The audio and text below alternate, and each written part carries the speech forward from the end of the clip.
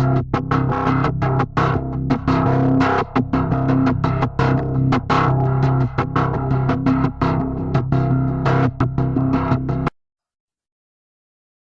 welcome to KMFBZ Radio. I would like to proudly welcome all the way from the US of A, Mr. Mick Michaels from Corners of Sanctuary. Welcome to the party, brother. Hey, man. Thanks for having me. Appreciate it. Oh, it's great, man. We've had you a couple times here on the my old show, The Pantheon. So it's great to have a brand new show and brand new listeners and bring in a whole new crop of people who can find out who Corners of Sanctuary really is. So to get a little bit of a brief idea, you started in 2011, which is hard to believe because you guys really do sound like an absolute 80s band. You've worked with Stu Marshall. That guy is amazing. I just had Ross the Boss on here, and the whole Death Dealer is absolutely kick ass. You've worked with Bill Metoyer. You've toured across the world with the likes of Anvil and Butcher Babies and Grim Reaper. So tell us, how did you break into music, and how has it changed since your arrival? Has things grown? Well, for this band, yeah. I mean, like we're celebrating 10 years in 2021. So we've really, I feel that we finally started to hit our stride. It's taken 10 years, because the business has changed, the market has changed, music has changed.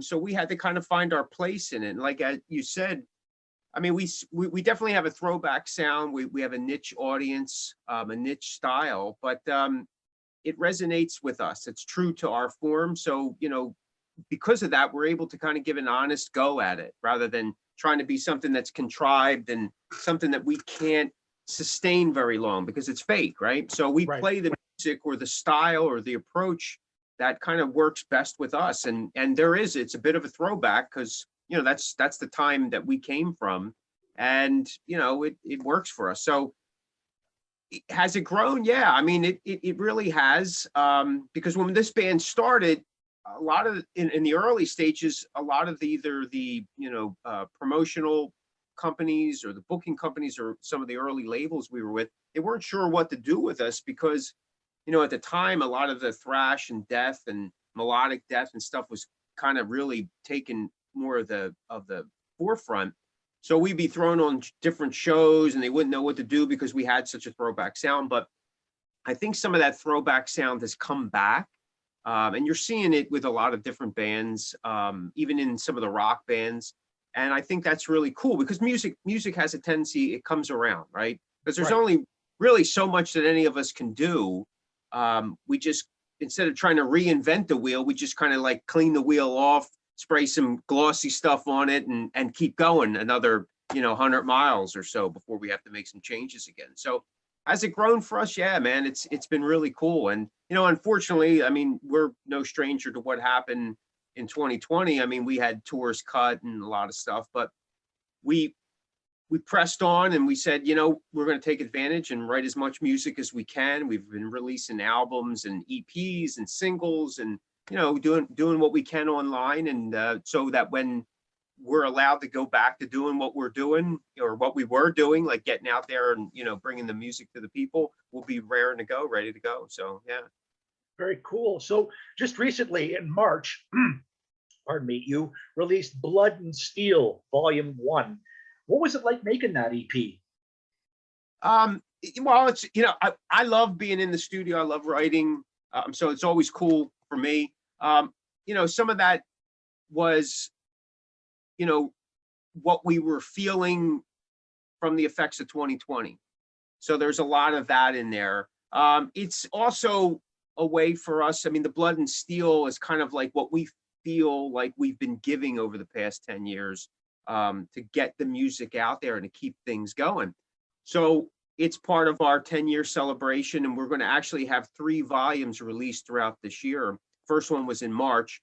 Volume 2 is coming out in July 16th. Actually, I got the date yesterday. And then we'll have a 3rd edition come out in late October, which is going to be part of a physical release. So it's been really cool working on the material, doing it instead of as a full album and it's one and done. We're piecing it out in, 4-song EPs. So it spreads things out, and it's more digestible. I mean, especially in today's world, in the music market. I mean, by the time the album actually releases, the official release date, the album's dead because everything's done in pre-sales now. So Okay. we figured, we'll be able to space things out, celebrate the entire year.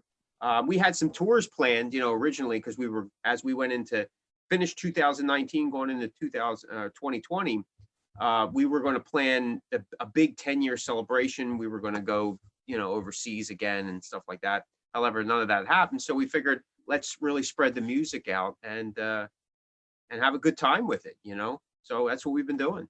That's good, man. So, Mick, how long have how have you guys been handling the lockdown? Like, 2020 killed music in such a horrible way. Like, how have you guys been handling it, and what has the pandemic affected music where you are? Well, I mean, it's affected just like every place else. I mean, everything shut down. I mean, like, last March, April, May, it was like ghost town around the Philadelphia area. It's still slow. I mean, there's some venues that are doing some acoustic shows or something, but there's nothing full blown going. Some of the surrounding states to PA have opened. They've been doing some shows, but from what I'm hearing, like, the crowds aren't very large. But it's keeping things alive to some degree. But we've experienced it just like everybody else. I mean, we had to kind of reassess, take stock in what we had gotten to at that point, and figure out, well, what are we going to do? Because there's certain things we couldn't plan for, right? When here in the States, when the lockdown went into effect and the travel ban, the band was in the UK. We were on tour, our first tour in the UK, and we were 4 days into the tour, and we got word that they were going to put a travel ban on, and then we got word that our flight was canceled, and we'd have to get an immediate flight back if we were going to get back.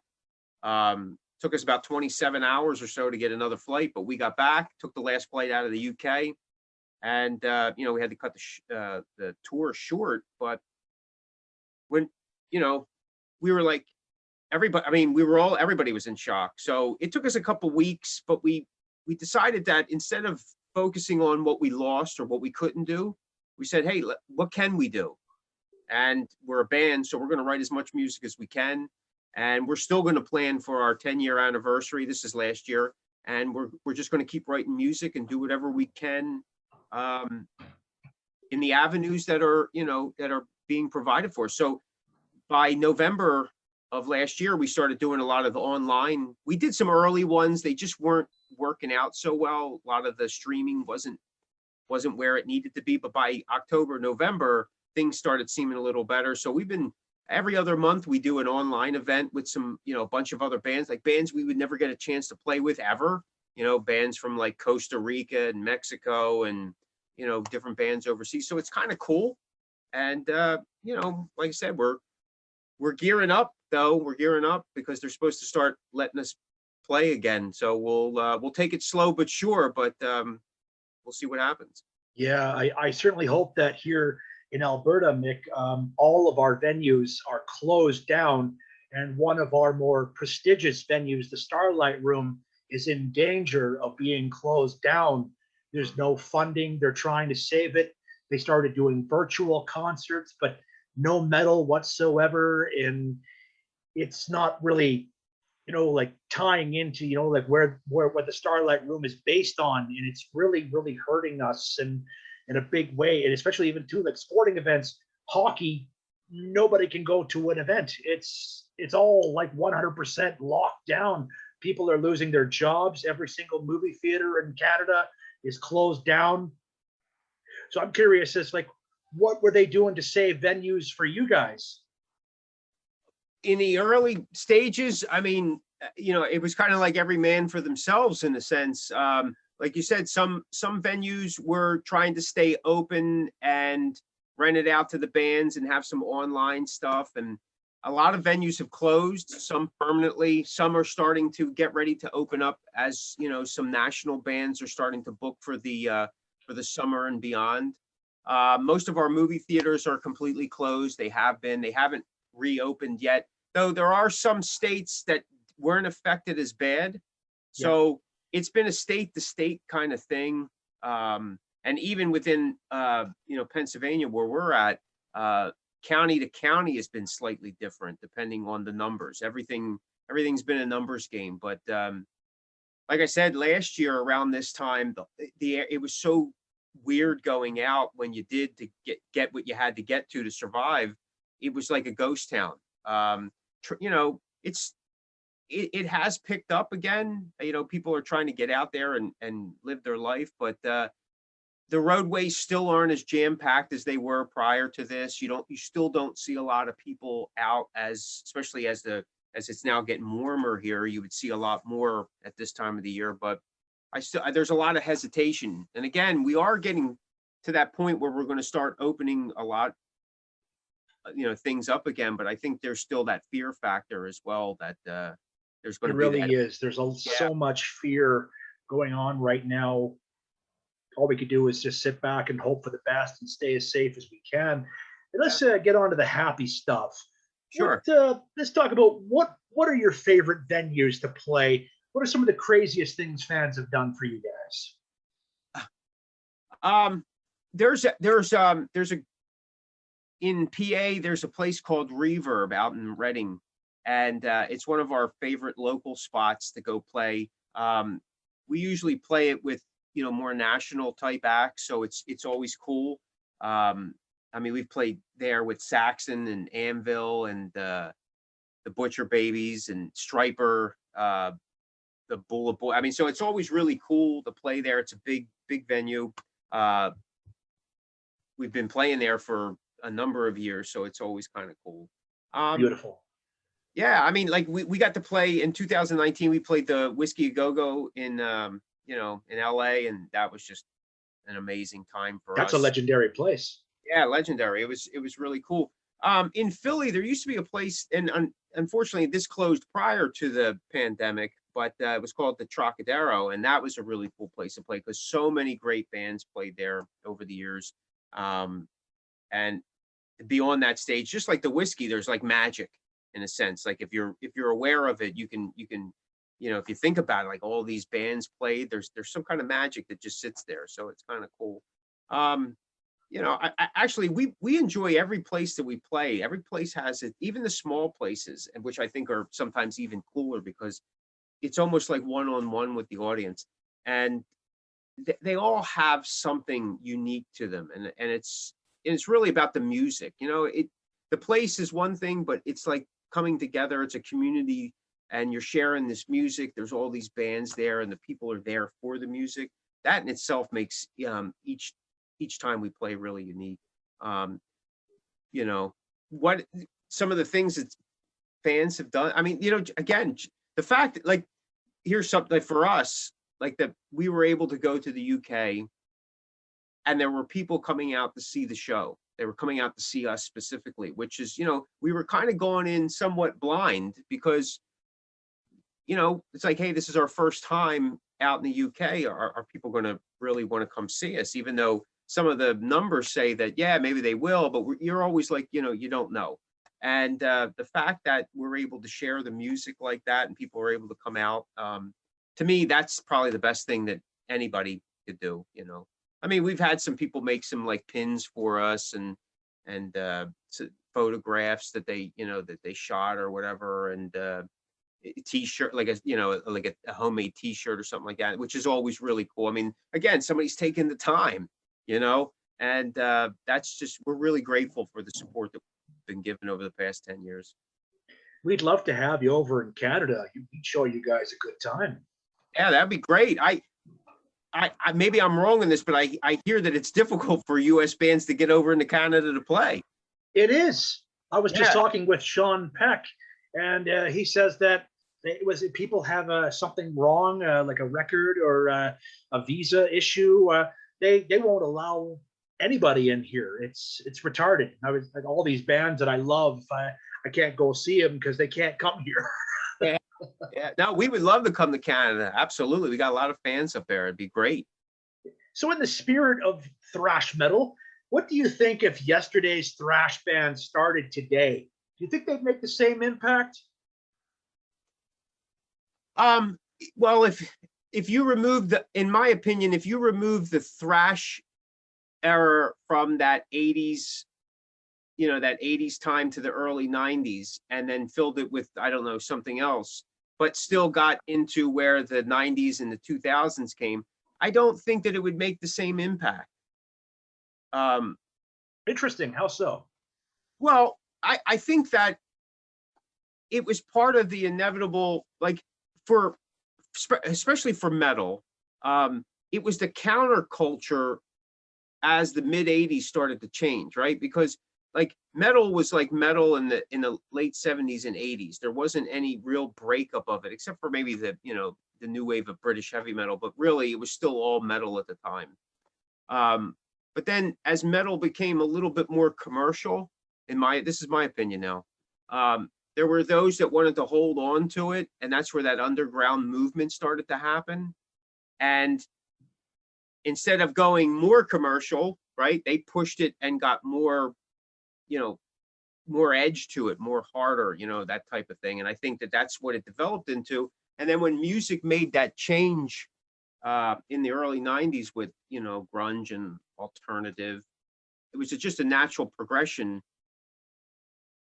But then that counterculture to that was like, your Marilyn Mansons and the Rob Zombies and the Nine Inch Nails and stuff like that. And again, I think that counterculture that happened with thrash and the underground, I think is what stemmed a lot of that. Like you'll find that a lot of those guys were fans of, those early thrash acts, which, kind of just propelled them forward because it gave them, and again, this is my opinion, it gave them the fearlessness to say, hey, I don't have to follow the mainstream of my genre. I can take it someplace else and, create a whole parallel, pathway to it. And I think of course, that's like the creation of power metal, extreme yeah, metal, gore metal. absolutely, yeah, absolutely, yeah. Would I think does it have the same impact? I don't think it would if everything stayed the same, except if you took that element out, because I think that as that shock value started to have its rise, the shock value is not as relative today as it once was, because people are kind of desensitized to some things. You know what I mean? And besides, too, we wouldn't have Megadeth because if Metallica was the first to start before Dave Mustaine was kicked out of the band and formed Megadeth.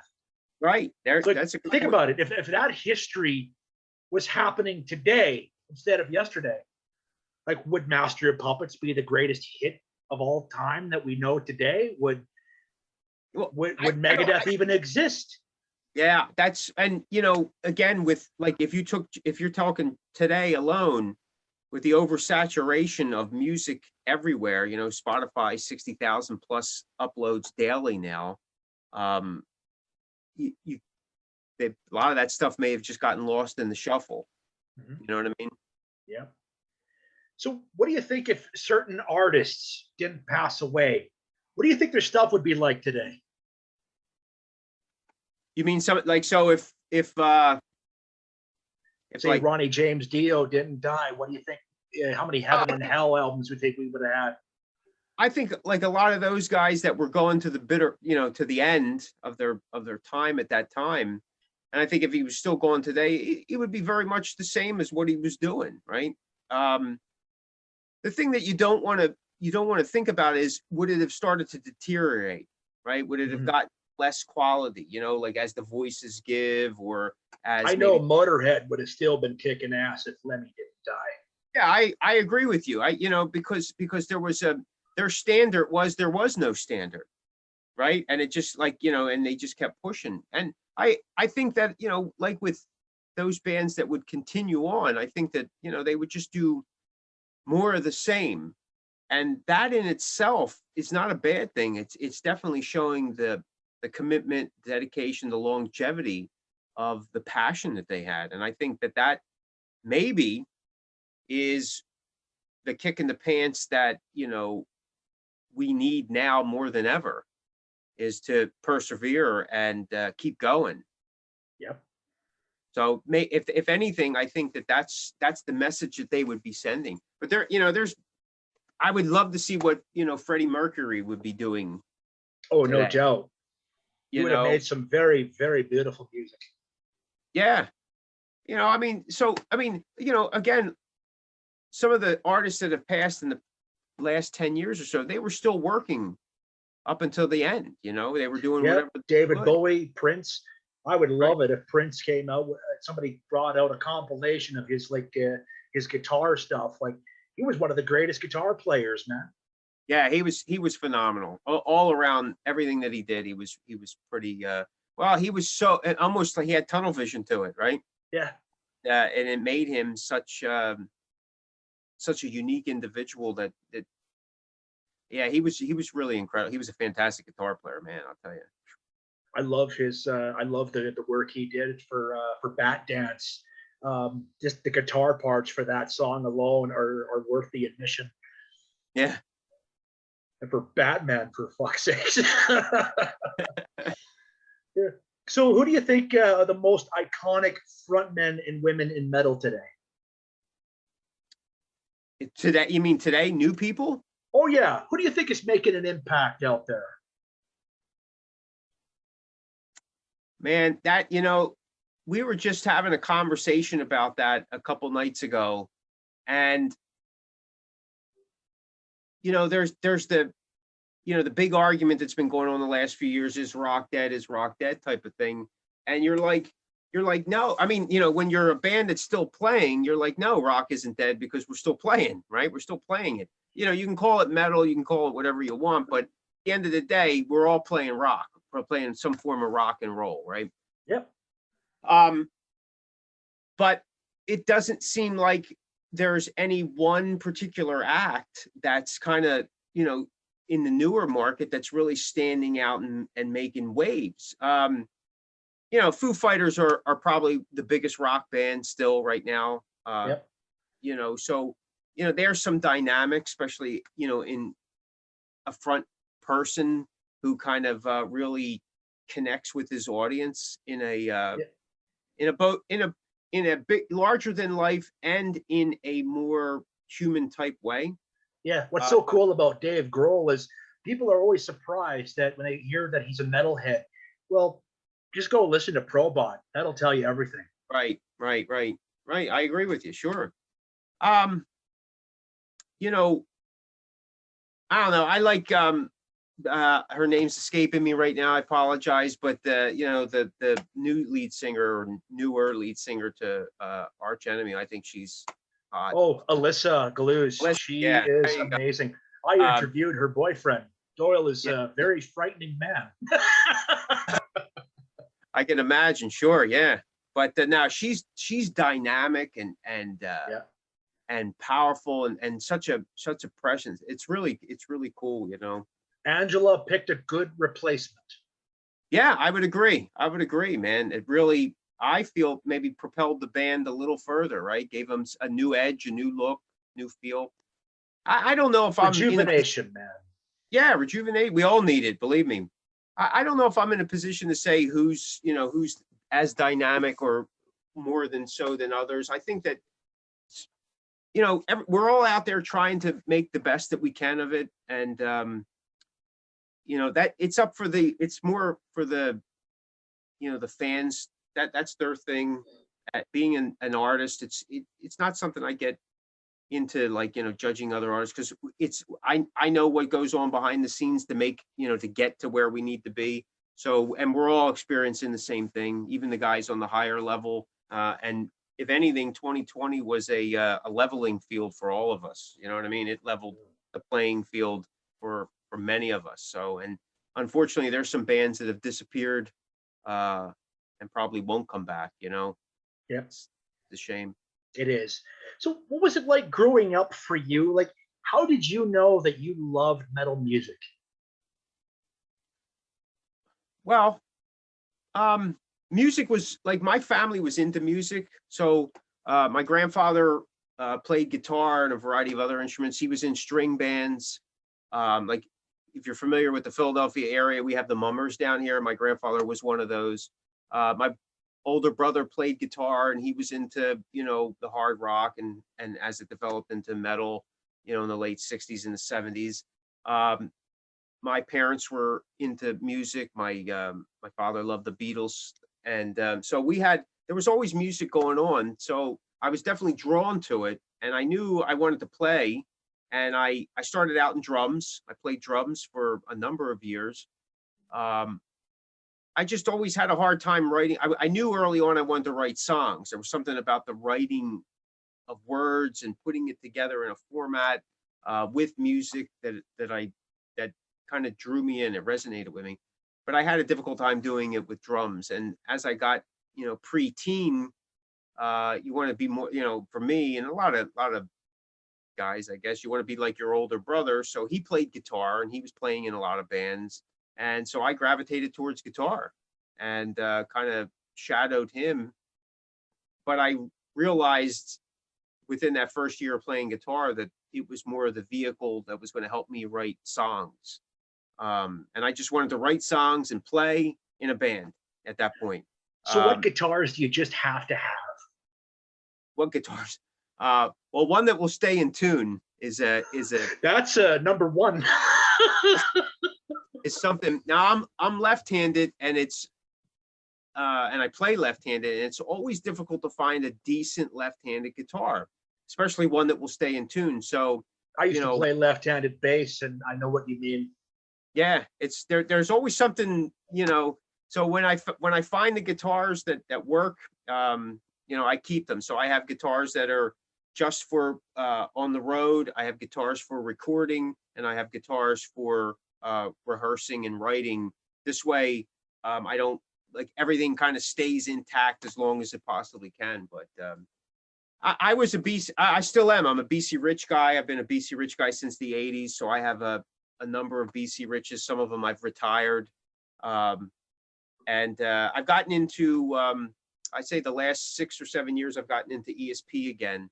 I had an ESP back in the 80s.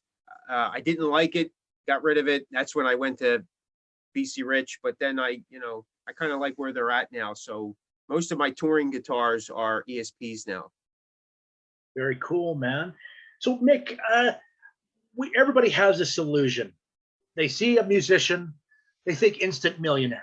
They think you guys are rock stars. Everybody looks at you like, wow, I would love to be him. Imagine how many girls he gets. And like, it's like, let's get to the reality here. And what do you do when you're not making music? What do you do for a job? Well, what I do for a job, I spent a lot of years as a renovation contractor. I would, remodel kitchens, tile floors, painting, paper hanging, additions, decks, all that kind of stuff. That was a family business, so I did a lot of that. I actually, for a number of years, also owned a music retail store and recording studio. So cool. I always kept my hand into the business somehow. But I'm just a regular guy, not a millionaire, unfortunately. It's okay. I gave that goal up back when I was like 25, 26. So that was a long, long time ago. I'm a family guy. My wife, kids, that's where when I'm not doing my music thing, that's kind of where my life is. And I'm okay with that. There is a misconception. People think that, hey, because you get to go on the road or something like that, and there's all this party. And I guess for some people there are.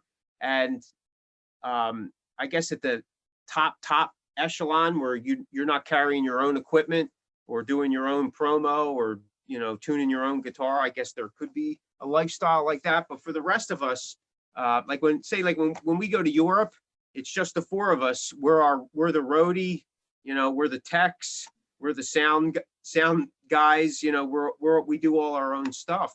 And you spend a lot of time either on a plane or in a car, or you look for that downtime when you're on the road, get the chance to get to the hotel or whatever and just kind of decompress, because it's just a lot of that, and again, with the new model, you do all your own promo, and you're setting up for the next show and all that. So, which is all cool. It's all cool stuff, but it's a job.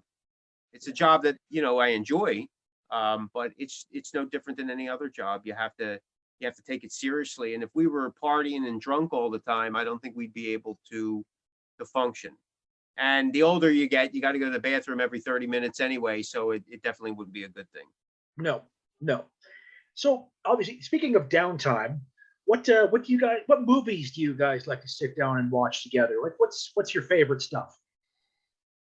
Well, I mean, as a band, I mean, we'll watch, if we're on the road, you know, Star Wars, we're big on Star Wars. We'll do Star Trek. When we were in Germany on tour, we were totally into Columbo in its original German. Oh, the classic stuff. The classics in German, which was really cool. It was like you didn't even need any subtitles or anything. You knew what was going on, and Peter Falk is awesome to watch in any language, in my opinion. So, I don't know when it's sometimes we pick different things. I know when the last West Coast tour we did, we had Benny Hill on DVD. So I love Benny Hill. Yeah. So every chance we got, we were watching. On the downtime, we were putting in Benny Hill DVD. So it's all cool stuff. That's awesome. I love Benny Hill. I haven't seen that in so long. I'm gonna have to get the collection now. You just reminded me of an old childhood show, man. There you go.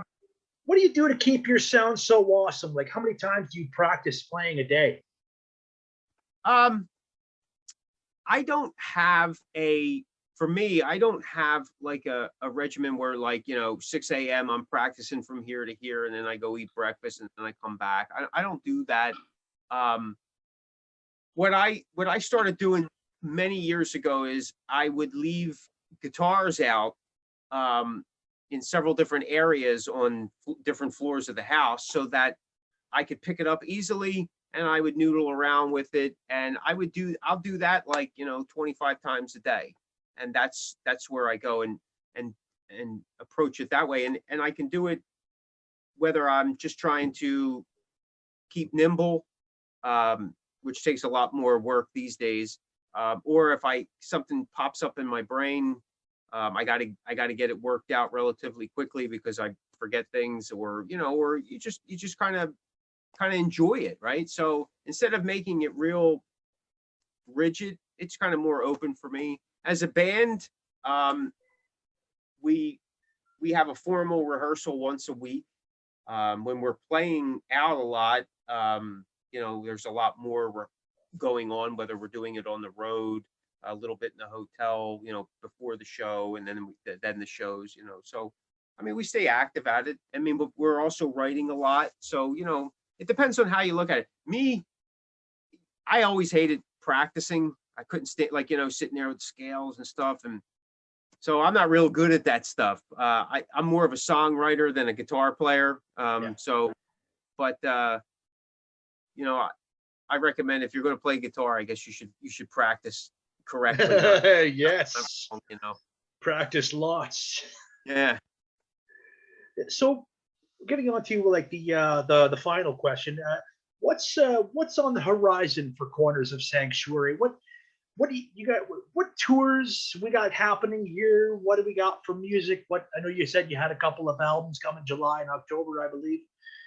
What do we got? Well, so we have a 3-volume EP that's being released throughout this year. This is our 10th year anniversary. So the first one was released in March, Blood and Steel Volume 1. Volume 2 is coming out July 16th. There's going to be a new video, which we shot at the beginning of this month, May, on location. It's actually being finalized this weekend in editing. And so we'll have all that coming out. And then in October, early November, we'll see.